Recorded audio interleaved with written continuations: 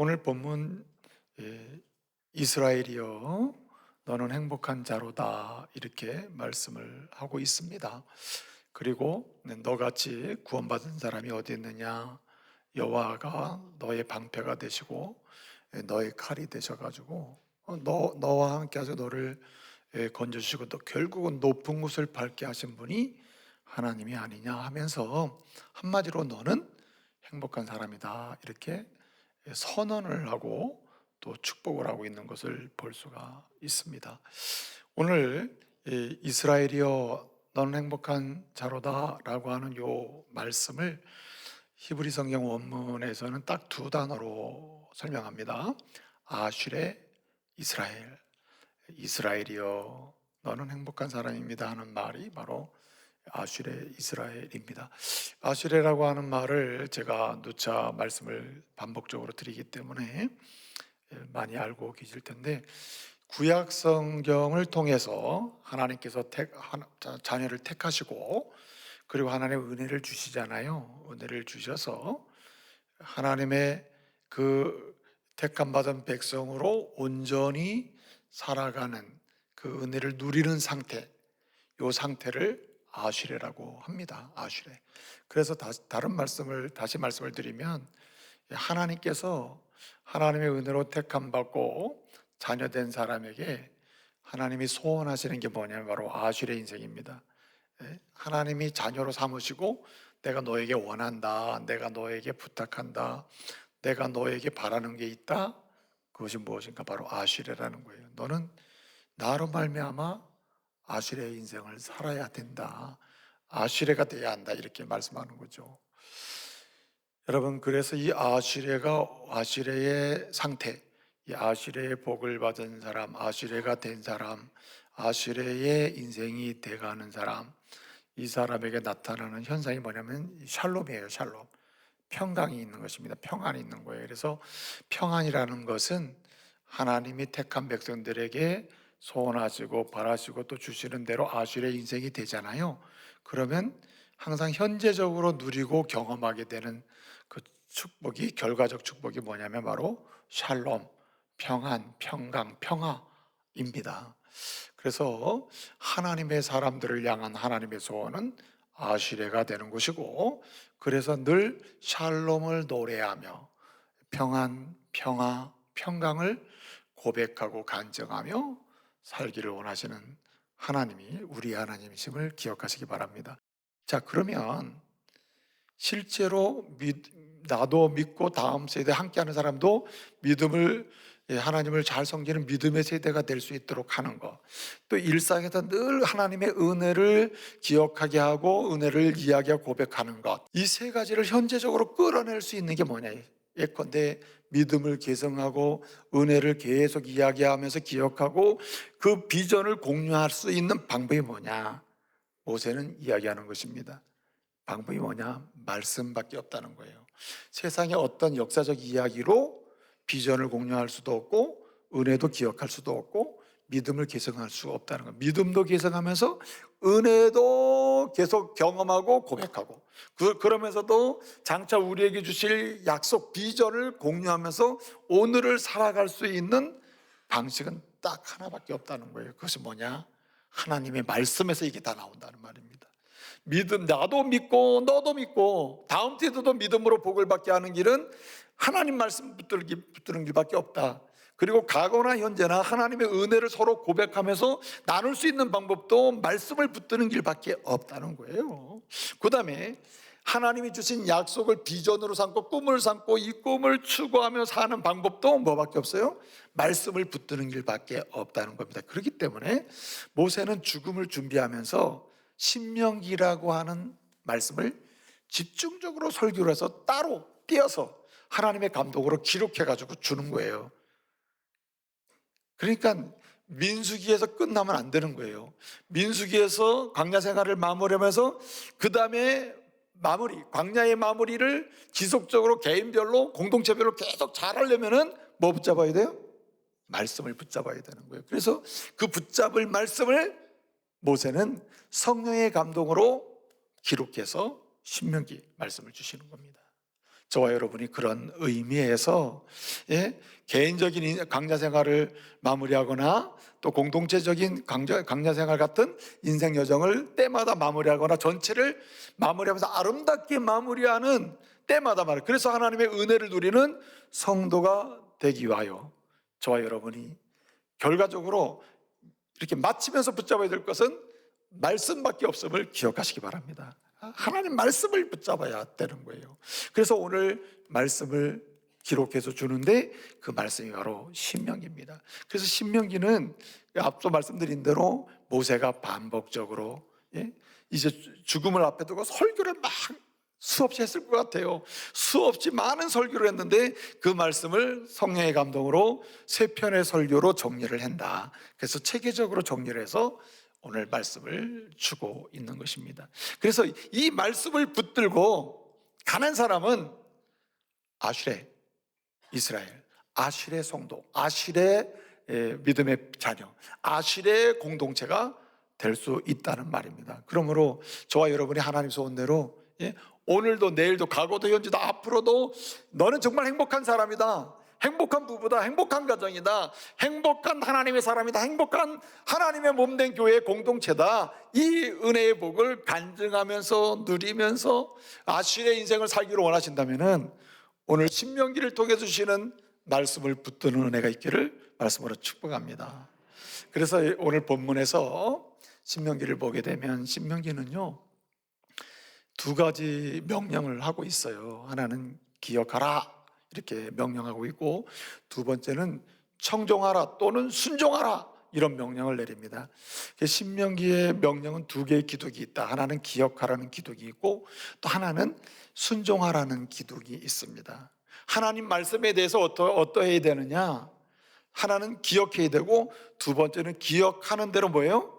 순종해야 한다는 말입니다. 그럴 때 하나님께서 약속하신 대로 아슐의 개인적으로는 광야 같은 인생을 연령대별로 아름답게 마무리하면서 전체 인생을 아름답게 마무리할 수 있고, 그래서 전체적으로 현재적으로 과거적으로 미래적으로 아슐의 행복한 사람이 될 수 있고요.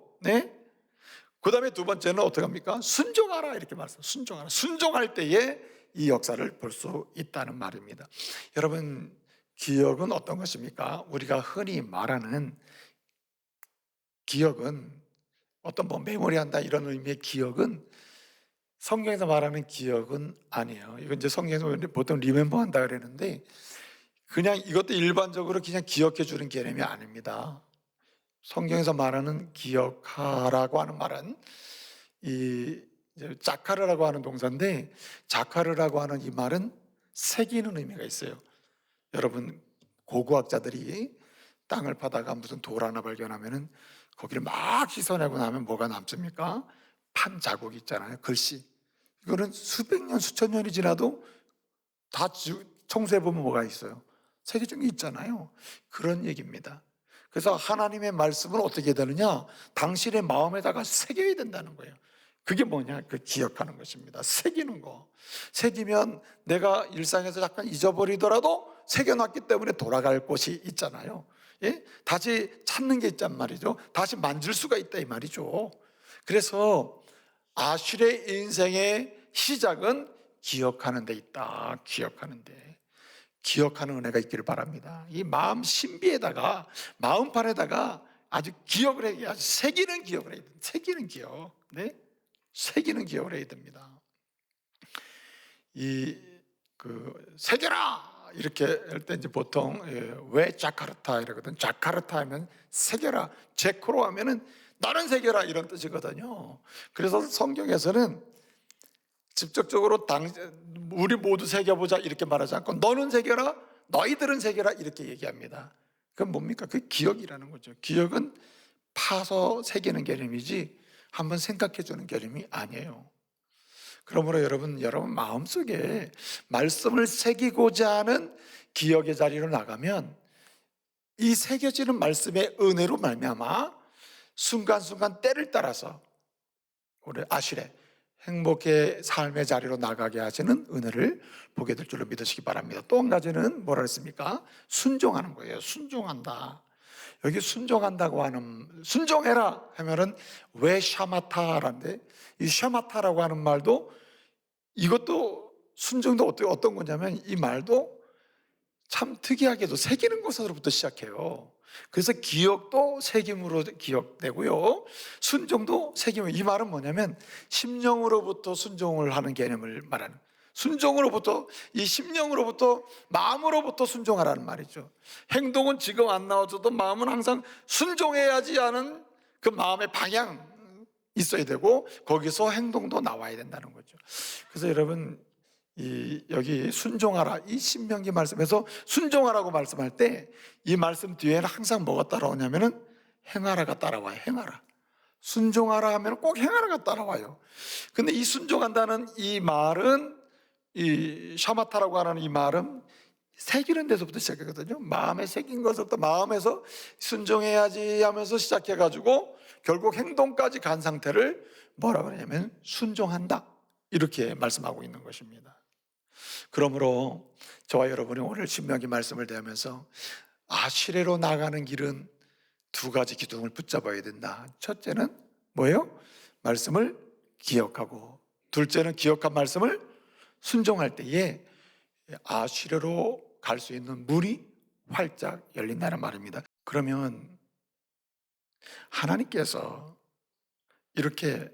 이런 하나님께서 우리에게 기억하고 지키라고 하시는 말씀이 신명기 34장까지의 말씀인데, 실제로는 30장까지의 말씀이란 말이죠. 그러면 이 말씀의 핵심이 뭘까요? 기억하고 지켜야 될, 이런 전능하신 하나님, 함께 하신 하나님, 건지신 하나님, 살려내신 하나님, 구원하신 하나님, 만들어가신 하나님, 이런 하나님의 말씀으로서 우리가 꼭 기억하고 지켜야 될, 순종해야 될 핵심적인 메시지가 뭘까요? 세 가지를 꼭 할 때에, 세 가지를 가슴에 새기면서 이것이 모든 건 말씀의 말씀이다, 이렇게 인정하며 갈 때에 아시르를 구체적으로 경험한다는 겁니다. 그 첫 번째가 하나님을 사랑하라는 말씀이에요. 그래서 신명기 1장부터 30장까지 쭉 보면은 그 모든 메시지, 율법, 계명의 핵심이 뭐냐면 하나님을 사랑하라는 겁니다. 여러분, 시대적 상황이 있어요. 이 신명기를 주실 때 하나님을 사랑하라는 것, 당연히 하나님만 사랑하라는 거죠. 그럼 하나님을 사랑하는 게 어떤 걸까요? 당연히 그 말씀을 지키는 거죠. 근데 여러분, 이게 굉장히 단순한 것처럼 보여도 오늘 왜 굳이 하나님을 사랑하라고 그렇게 말씀을 할까요? 마음을 다하여, 특별히 신명기 6장 5절을 보게 되면 마음을 다하여, 성품을 다하여, 힘을 다하여 하나님을 사랑하라, 이렇게 얘기하거든요. 이 하나님을 사랑하는 것, 이거 기억하고 그 사랑하는 것을 실천할 때에 아실의 역사를 보게 된다, 이렇게 얘기하는데, 하나님을 사랑하는 건 도대체 뭘까요? 여기에는 이스라엘 백성이 광야 생활을 마치고 가나안 땅 들어가는 과정과 연관이 있습니다. 구체적으로 하나님을 사랑하는 게 뭐냐? 여러분, 이스라엘 사람들은 광야 생활을 쭉 해오면서 하나님을 사랑하면서, 하나님을 사랑하는 백성의 표시로서, 하나님의 사랑을 받는 표시로서 한 게 뭐냐면 성막에서 제사를 드립니다. 예배를 드린단 말이에요. 예배를. 근데 이 성막에서 예배를 드리는데 성막의 특징이 있습니다. 성막의 특징은 두 가지인데, 하나는 고정성이에요. 성막의 특징이 고정성이 있어요. 고정돼 있다. 성막이 그럼 뭐가 고정돼 있다는 얘기냐? 성막이 성막일 수 있는 이유는 딱 하나인데, 그 지성소에 있는 법궤입니다. 하나님의 말씀 때문에 성막이 거룩한 텐트가 될 수 있는 거예요. 성막이 될 수 있는 것입니다.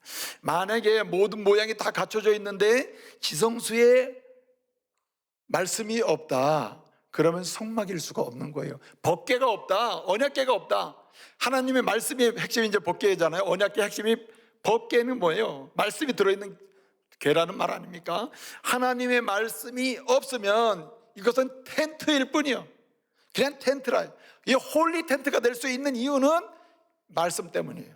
말씀 때문에. 그러니까 성막에서 예배하면서 이스라엘 백성들이 하나님을 사랑하고 하나님의 사랑을 받는단 말이에요.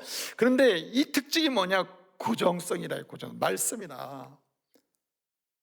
그렇기 때문에 하나님을 사랑하는 것은요, 하나님을 사랑하는 것은 특정한 곳에서 특정한 방법으로 말씀을 붙드는 게 아니고 항상 일상적으로 말씀을 붙드는 것입니다. 하나님 말씀을 일상적으로 우리가 하루에 3끼의 밥을 먹듯이 말씀의 일상화, 말씀을 늘 가깝게 늘 경험하고 늘 가깝게 붙들고 사는 상태를 가리켜요.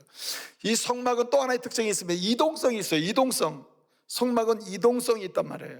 성막은 오늘 여기 쳤다가 또 이동하면 다시 걷어가지고 또 이동해요. 또 다른 데 쳐요. 여기 쳤다가 다른 곳에 치면 성막이 안 되는 건 아닙니다. 성막은 오늘 이곳에 쳤다가 다른 곳에 쳐도 성막이에요. 뭐만 있으면? 덮개만 있으면. 그래서 성막은 이동성과 고정성이라는 특징이 있습니다. 근데 여러분, 이스라엘 백성들이 하나님 말씀하세요. 너희는 하나님을 사랑하라, 하나님을 사랑하라 이렇게 말씀할 때, 이 하나님을 사랑할 때에, 그 기억하고 순종할 때에 아슈레의 인생, 하나님 관계도 회복되고 갈 길도 가고 할 일도 하면서 샬롬을 누리게 되는데, 사랑을 할 때 들어가면 달라지기 때문에 그래요. 자, 보세요. 가나안 땅에 들어가면, 가나안 땅은 사막이 아닙니다. 가나안 땅은 비록 지금 들어갈 사람들은 애굽을 경험하지 못했죠. 애굽에서 나온 사람은 강제 다 죽었기 때문에 이 구전으로만 들었을 거예요. 내가 애굽에서 나올 때 애굽은 이랬다, 애굽에는 성이 있고 굉장히 신전도 뭐 대단하고, 예, 문화가 대단하다, 이런 얘기를 전수했을지도 모르겠습니다만은 본 적이 없어요. 본 적이. 근데 이 사람들이 지금 들어갈 곳은 어떤 곳이냐? 가나안 땅에 들어가면 그 가나안에 뭐가 있습니까? 애굽의 문명이 그대로 있는 거예요. 신전이 있고 궁궐이 있고요, 아름답게 저는 집이 있고요, 아주 고정된 곳이 있다. 고정된 곳 다.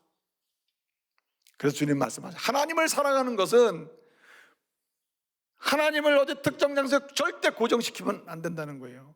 오늘 여러분, 이스라엘 백성들이 가나안 땅에 들어가서 실패하는 이유가 뭐냐면, 하나님 말씀 그것이 고정이에요. 우리의 마음을 고정시키는 것, 우리의 생각을 고정시키는 것, 우리의 세계관을 고정시키는 것, 우리의 삶의 방식을 고정시키는 것은 말씀에 고정시키되, 이 말씀을 고정시키는데 우리는 뭘 이루면 안 됩니까? 이동성이 있어야 된다는 거예요. 이동성.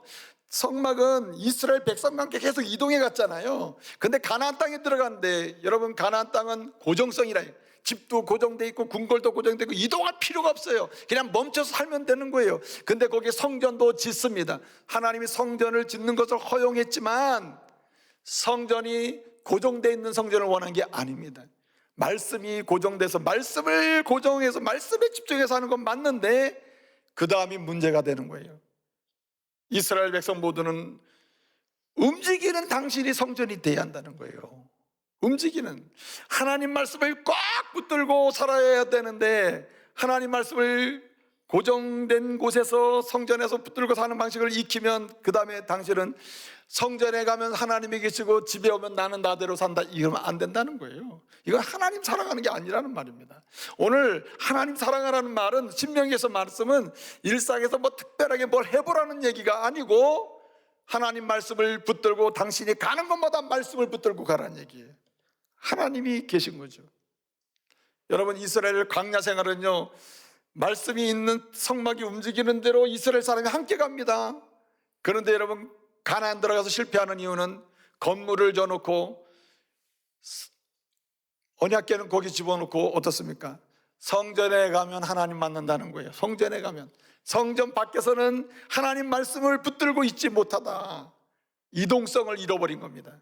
그래서 여러분, 진정한 하나님을 사랑하는 사람은 이동성과 고정성이 있어야 되는데, 하나님 말씀을 어디 가든지 말씀의 모종을 고정하는 거예요. 삶의 기준도, 생각도, 판단의 기준도 말씀에 고정을 두고 고정시켜야 돼. 내 눈도 말씀에 고정시켜야 돼요.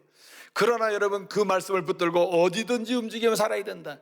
이 말씀을 고정시키다가 내가 가는 곳에서는 내 뜻대로 사는 게 아닙니다. 그래서 여러분, 오늘 주님 말씀하시는 거예요. 당신이 움직이는 성전이다. 당신이. 그것이 곧 하나님을 사랑하는 거라는 거예요. 여러분, 오늘 이 시대에 기독교도요, 하나님 믿는다고 하는 성도들조차도 세속적인 논리로 복을 구합니다.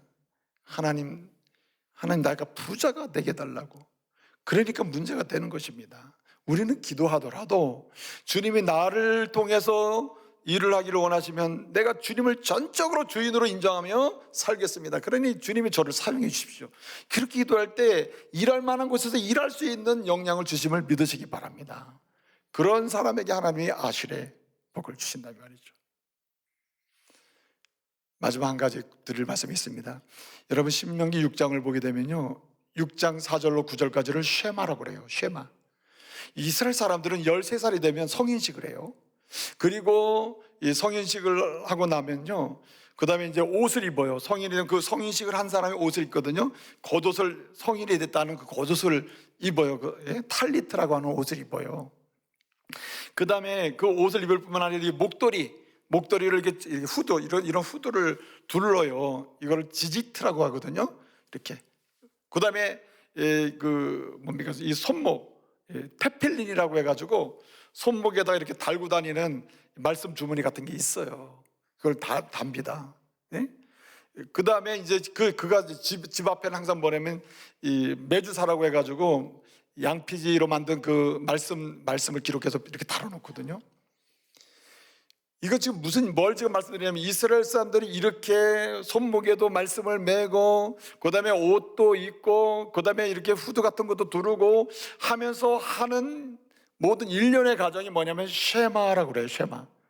이건 뭘 얘기하는 거냐면, 당신이 하나님을 사랑하듯, 당신이 이웃을 사랑하듯, 하나님을 사랑하고 이웃을 사랑하는 이 말씀을 당신만 기억하고 순종해서 아실의 인생 당신만 되지 말고 당신의 아들과 당신의 다음 세대에게도 이 은혜를 계속 전수하라는 겁니다. 이것이 내가 진정으로 아실의 인생이 되는 마지막 지켜야 될 내용이라는 겁니다. 나만 하나님을 기억하고 나만 이웃을 사랑하고 해서 아실의 인생을 살 것이 아니라, 진정한 아실에는 어떻습니까? 과거와 현재와 미래까지도 아실레가 되는 이 은혜는 누구에게 임하느냐? 바로 나와 함께하는 내 다음 세대들, 자녀들에게 쉐마를 시행할 때 가능하다. 이 쉐마라는 말은요, 들으라는 말이거든요. 6장 4절에 보면 이스라엘아 들으라 라는 말이 나옵니다. 들으라, 뭘 들습니까? 아실레라는 이 하나님의 축복을 듣고 누릴 수 있는 길은 뭐냐? 기억하고 순종하는 것밖에 없다. 그것을 자녀들에게 가르치라는 말이죠. 여러분, 장성한 가운데서 아실레의 복을 누리는 길은 이것밖에 없어 라고 말을 하면 들리지가 않아요. 근데 이 부모의 그런 하나님을 사랑하고 이웃을 사랑함으로 아실레의 문이 열리는 그런 인생을 사는 그런 것을 이 아이들에게 쉐마, 어릴 때부터 이것을 하게 되면 아이는 신비에 새겨지기 때문에, 영혼의 신비에 새겨지기 때문에 아이들이 당연히 성장하고 청소년 시기를 거치면서도 많이 혼돈이 옵니다. 많이 나가기도 해요. 밖으로 나갑니다. 그러나 신비에 새겨진 말씀으로 다시 돌아오게 된다는 거예요. 오늘 어린이 주일인데 여러분, 쉐마가 가정에서 시작되기를 바랍니다. 쉐마는 들려주는 겁니다. 하나님 말씀을 들려주고, 이 말씀을 소리로 들려주고 동시에 삶으로 들려주는 것입니다. 하나님을 사랑하는 삶, 이웃을 사랑하는 삶으로 들려주는 거예요. 모습으로 보여줌으로 들려주는 것입니다. 지속적으로 이 쉐마가 시행되는 곳에서 내 자녀도, 여러분 물질은 못 물려줬어도 사회적으로 성공한 것처럼 뭔가 직업은 온전치 못할지라도 그 아이는 어느 때든지 아실레, 나 정말 행복하다, 이렇게 고백하면서 나누면서 자라게 될 줄로 믿으시기 바랍니다.